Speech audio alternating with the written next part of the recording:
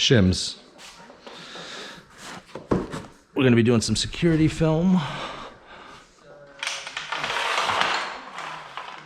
on a couple doors over here for a resi job. So we're gonna talk just about shims and the importance of shims.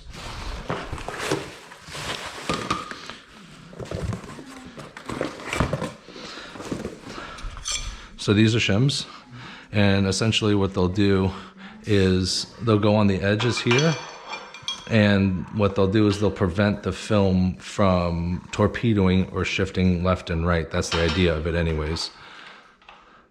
So if you haven't seen these, I got these from SolarGuard, I think filmhandler.com.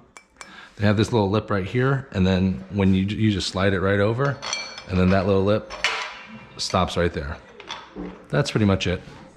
But what ends up happening, especially when you're cutting security film and you're trying to cut exact, because you can either A, cut 8mm right on the glass, which is kind of a bear, or you take the measurements and you subtract 1/4 of an inch, leaving an 1/8 of an inch gap, which is acceptable, right to the edge right there. And then that way you just lick them, stick them, maybe trim the bottom edge, but you won't have to trim that long side.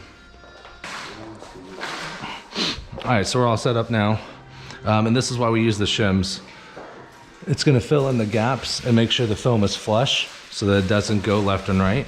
I put this side without a shim, and you can see without a shim, as you're cutting, it could shift left and right ever so slightly. And that's what we're trying to avoid. That way when we pull down, we have straight lines.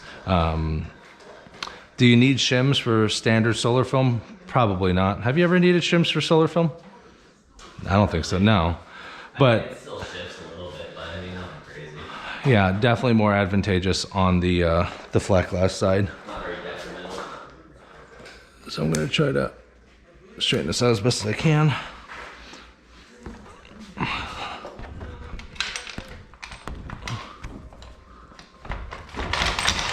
Move this back.